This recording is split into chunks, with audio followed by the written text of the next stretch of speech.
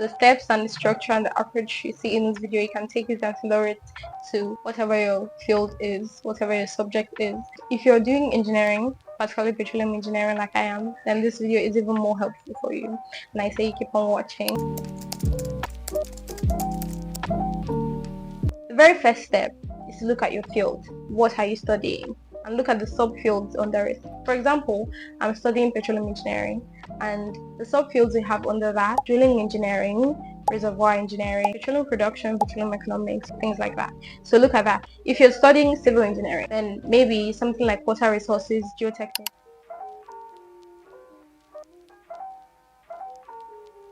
You have to look at what you're studying and the subtopics under that. From those subtopics, subfields, you can pick the one that you're truly passionate about, the one that resonates with you the most.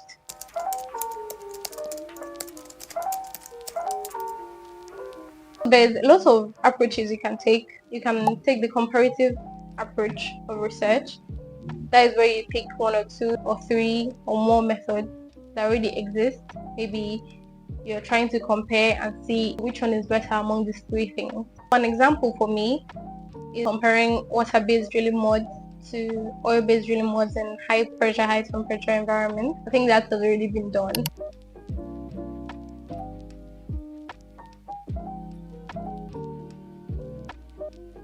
This comparative research works perfectly if you have access to data and case studies and models that you can replicate. The next type of approach you can take is the innovative or experimental approach. If you want to create something new, you have to have a lab, of course, and access to simulation tools or theoretical models, and it's great for students who like invention, like to create something new.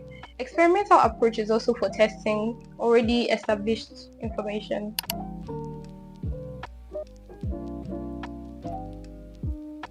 The third type of approach you can use is the analytical or modeling approach. If you see me looking down, that's because I have my scripts right here on my phone.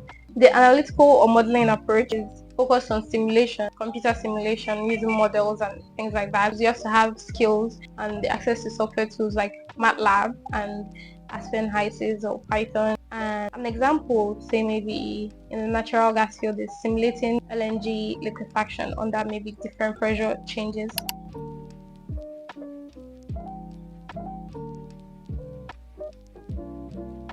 I hope you can hear me because it's really noisy here, and I'm trying my best and I'm talking really fast. Well, I'm so sorry. I want it to be a short video. This analytical or modeling approach is perfect for you if you're tech savvy and you have access to software tools.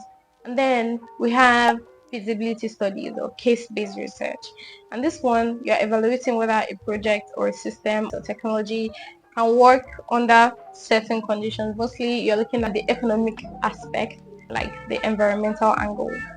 So you're looking if it's good for the environment. Does this work for the budget? Is it too expensive? So an example of this is, again, using natural gas examples, is assessing the feasibility of using liquefied natural gas for domestic transportation.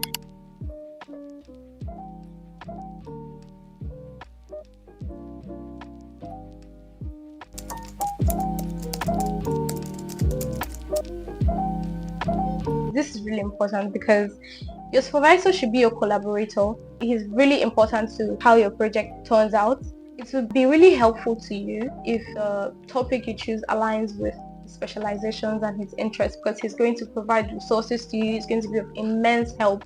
For example, in my case, my supervisor is also like drilling engineering focused, so that was a great help to me. And I want you to take that into account as you're picking a project topic. You have to check what your supervisor is doing. If he's interested in your topic, he's going to make sure that you excel at what you do, and that's great for your grades and yourself as well. And you need to make sure they approve you of your topic before you go further, because this is Nigeria. Especially if you're in Nigeria, you don't want to work and you're like 80% into the project and next thing they change your topic. That would be horrible, so I don't want that for you.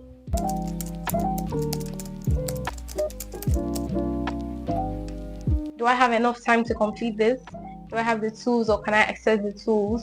say lab, the materials required if you're doing an experiment. You have access to software tools if you're doing like a simulation or model-based approach. Very important is to pick a topic you won't hate after 1 month. Your interest is what to keep you going when you're frustrated and you're very confused and your laptop crashes and there's no light in your house for like 2 days. You need to pick a topic that you have genuine interest in.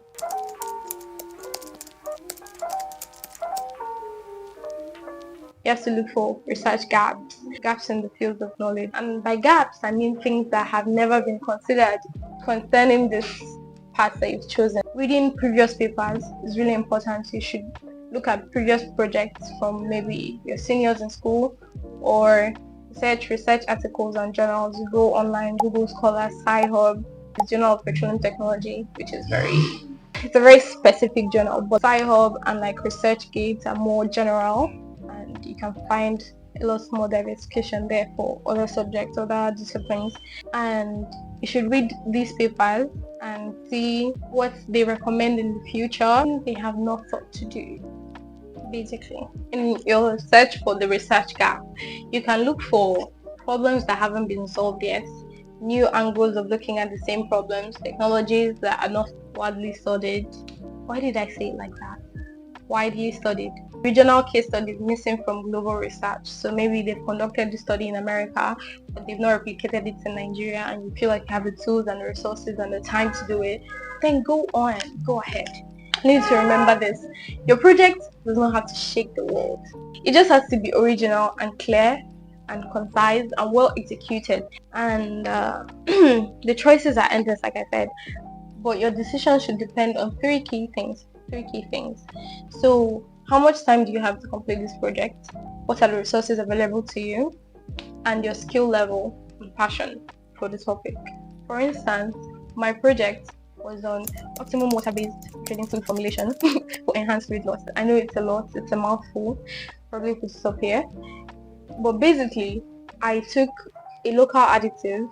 In my case, it was new bold gel live. I synthesized titanium dioxide nanoparticles from this local additive, and then these synthesized nanoparticles are what I use as the additive in my water-based drilling mode to see if it improved fluid loss control. Basically, that's what I did, and it's very niche down, and that's what I want your research to look like.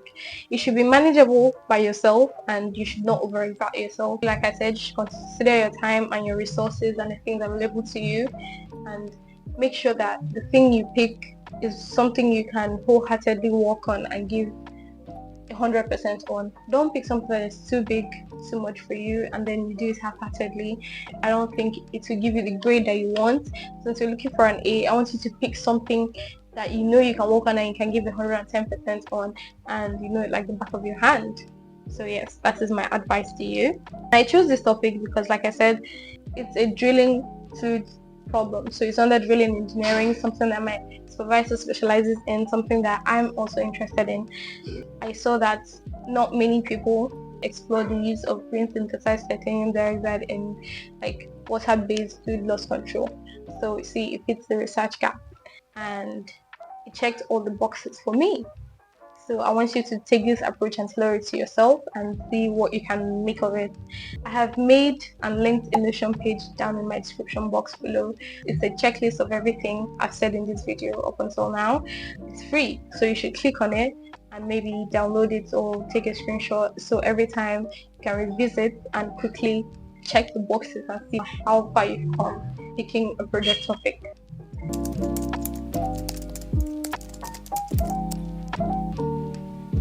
I want you to know that choosing a topic is only half the battle. In fact, it's the beginning of the battle. You've not even started, because if you do this right, the rest of the process is more intentional, it's less frustrating, it's easier for you. In my next video, I'll walk you through each chapter from the introduction down to the conclusion. Share this video with your friends that may need it, maybe not now, but like they will surely need it. You should share it with them, and then leave a comment down in the comment section for me. And if you already have topic ideas and you want feedback or any thoughts about this video that you feel like I have not touched upon enough, feel free to comment down in the comment section and I'll respond to you ASAP.